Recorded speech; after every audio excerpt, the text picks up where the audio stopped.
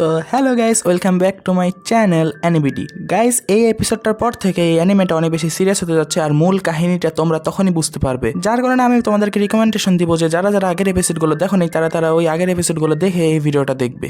আর তারপরের দিনে আমরা দেখি ভ্যাশ আর ওই দুটা মেয়ে মিলে বাসে করে কোথাও যাচ্ছিল, যেখানে ডেজার্টের মাঝখানে ওরা একটা লোককে দেখতে পায়। এই লোকটাকে যদি আজকে ভ্যাশ না দেখতো তাহলে এই লোকটার গেম ওভার ছিল।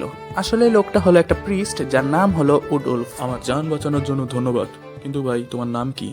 আর তখন ভ্যাশ বলে, আমার নাম ভ্যালেন্টাইন্স আলকাডি দ্বিতীয়। কি? কিন্তু কালকে পর্যন্ত তো আপনার নাম ভ্যাস টর্নেডো ছিল। আরে বোকামি, আমি একে মিথ্যা বলতেছিলাম, আমি সবাইকে আমার আসল নাম বলি না। আর ভ্যাসের নাম শুনতে এই লোকটা অনেক বেশি শক হয়ে যায়। আসলে এই লোকটা একটু গরিব ছিল আর এই টাকা কামানোর জন্যই বের হয়েছিল। আসলে এই লোকটা একটা এতিম বাচ্চার অরফানেজ চালায় এবং এই লোকটা অনেক বেশি একজন ভালো মানুষ ছিল।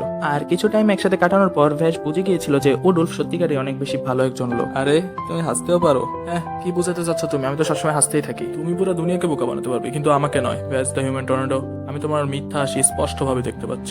আমি জানি তুমি উপরে উপরে দেখাও যে আমি অনেক খুশি, কিন্তু তুমি ভিতর দিক দিয়ে পুরো ভেঙে গিয়েছো। আর এটা শুনে ভ্যাশ এটাও বুঝে যায় যে উডুলফ অনেক বেশি বুদ্ধিমানও ছিল। আর তারপরে আমরা হঠাৎ করে দেখি যে ওই লোকগুলোর উপর রোবট স্পাইডার অ্যাটাক করে দেয়। এগুলো না এনশিয়েন্ট টাইমের গড ওয়েপেন ছিল। ওই সকল লোকেরা ওখান থেকে ফুল স্পিডে পালাতে শুরু করে। আর যখনই ওরা জানতে পারে যে ওরা একটা বাচ্চাকে পিছনে ফেলে এসেছে, তখন ভ্যাশ আর উডুলফ বাস থেকে লাফ দেয় ওই বাচ্চাটাকে বাঁচানোর জন্য। আর এই দুইজন কোনোভাবে ওই সকল রোবটগুলোকে হারাতে হারাতে ওই বাচ্চার কাছে পৌঁছে যায়। আর উডুলফ ওইটা বুঝে যায় যে ভ্যাশ আসলেই অনেক স্ট্রং। আর তখনই হঠাৎ করে এরা দুইজনই কুইক স্যান্ডে আটকে যায়। আর এটার মাধ্যমে ওরা দুইজন ওই গড স্পাইডারের সিক্রেট গড শিপে পৌঁছে যায়। এই দুইজনই এই এলিয়েন গড শিপের মাঝখানে এসে পড়ে, যেখানে তারা জানতে পারে যে গড স্পাইডার বানানোর যে মেশিনটা না, ওটা কিভাবে জানি একা একাই অন হয়ে গেছে, যেটাকে বন্ধ করা অনেক বেশি জরুরি। আর তারপর আমরা দেখি যে ভ্যাশ উডুলফকে তার গান দিয়ে দেয় এবং নিচে লাফ দিয়ে দেয় ওই গড স্প্রাইনটাকে বন্ধ করার জন্য। উডুলফ ভ্যাশকে উপর থেকে কভার দিচ্ছিল, কিন্তু তখনই হঠাৎ করে উডুলফের গুলি শেষ হয়ে যায় এবং ওদের সামনে একটা একটা করে গড স্পাইডার এসে পড়ে। উডুলফ বুঝতে পারছিল না যে এখন তারা কি করবে, কিন্তু তখনই উডুলফ হঠাৎ করে দেখে যে ওই দুইটা স্পাইডারই শেষ হয়ে গেছে যেগুলো ওদের সামনে ছিল। আর ভ্যাশের লেফট হাতটা না আসলে একটা সিক্রেট গান ছিল, যেটা ব্যবহার করে ভ্যাশ এই দুইজনের সামনে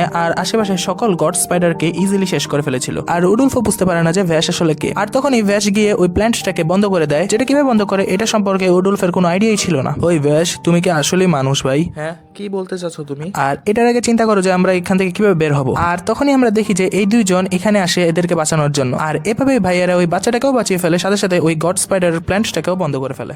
তো গাইস, আজকের জন্য এতটুকুই থাক। পরের এপিসোড খুবই শীঘ্রই আসবে। আর আমি আবারও বলতেছি গাইস, তোমরা আগের এপিসোডগুলো দেখে নিও, কেননা পরের এপিসোডটা অনেক বেশি সিরিয়াস হবে আর মূল কাহিনী এখান থেকেই শুরু হবে। ততদিনের জন্য সুস্থ থাকবে। Bye bye.